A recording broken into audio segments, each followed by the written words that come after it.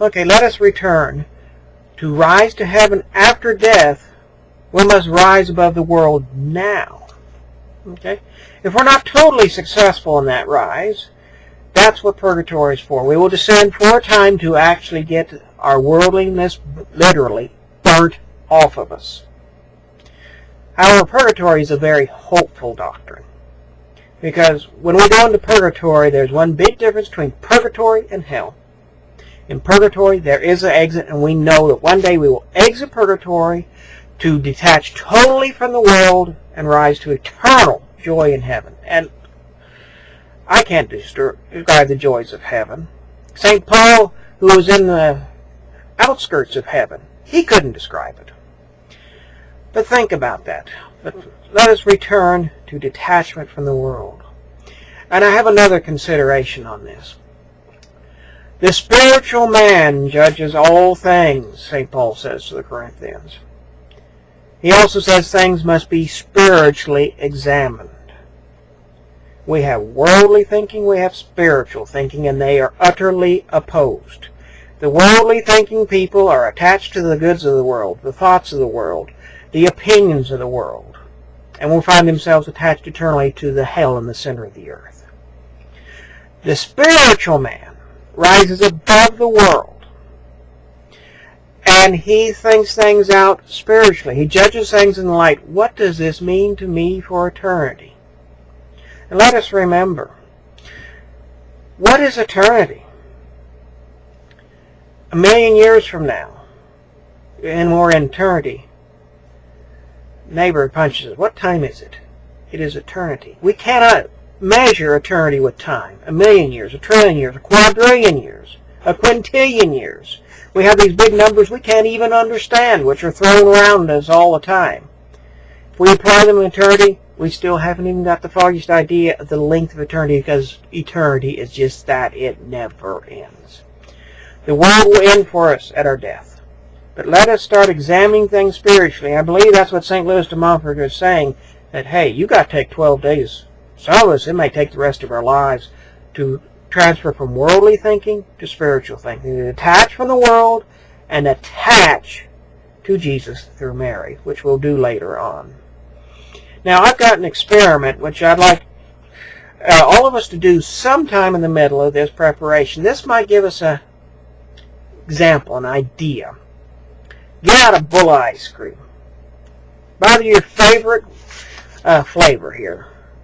Your ice cream isn't your thing. Find something you really like to eat, okay? All right. Make that big bowl of ice cream, all right? Savor it. Enjoy it. Now, let's think about this, okay? Maybe we should start a timer or a clock to see how long it takes to eat this bowl of ice cream. 10 minutes, 15 minutes. All right. Finish the bowl of ice cream. Don't take a drink of water, nothing. Just finish the bowl of ice cream and let that stay in your tongue. And then we get this bitter aftertaste. This pleasure that we enjoyed intensely for a quarter of an hour, let's say. After a few minutes, it leaves a bad aftertaste. Earthly pleasures end. Think about it. Earthly pleasures end. Let's stop and think about it.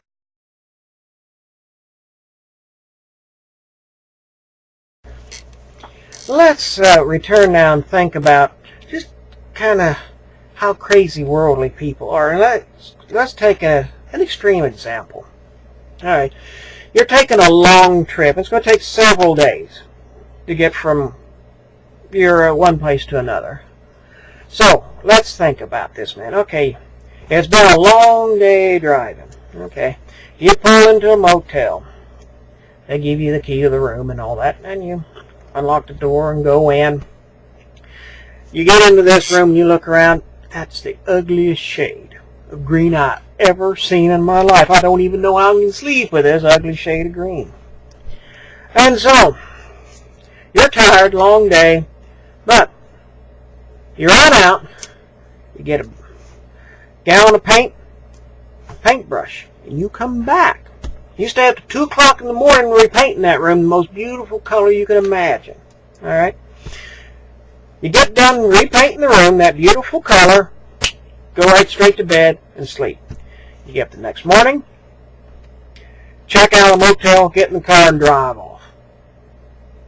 Does this sound kind of crazy? I've invested all this time to repaint a room only to close my eyes and not even be able to see the walls and sleep. As soon as I wake up, I hop in the car and I'm gone. Isn't that how us worldly people act? And I have to say, I got worldliness. That's why I'm doing these 12 days. Worldly people act in this manner.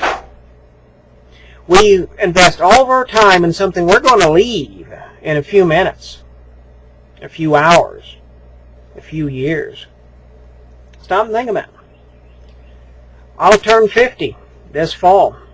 How many more years have I got?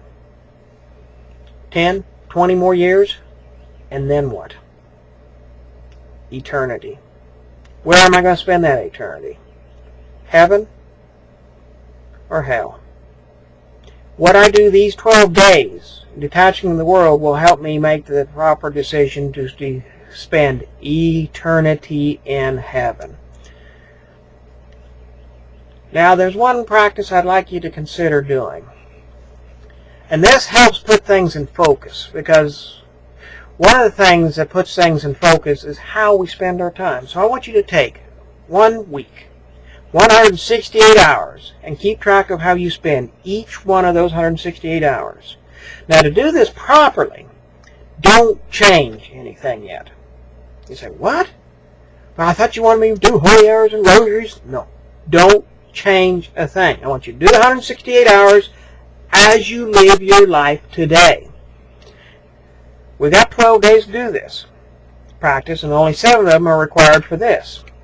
At the end of the 7 days, the 168 hours, then we do an examination of conscience, which is actually part of the first week of total consecration, as we'll see. We do an examination of conscience. We should take a look back at that 160 hours. How did I spend that 168 hours? How much time did I spend sleeping, eating, drinking, watching the television, on the computer, spiritual reading, rosary, prayers? If I'm married, how much time do I spend with my spouse? If I have children, how much time do I spend? I mean, quality time with my children. Sitting down in front of a 30-minute sitcom with the wife and kids is not quality time in my book. If the TV is on, it's not quality time with the family. Quality time with the family is spending time with the whole family, a child, your spouse. Take a look. Then,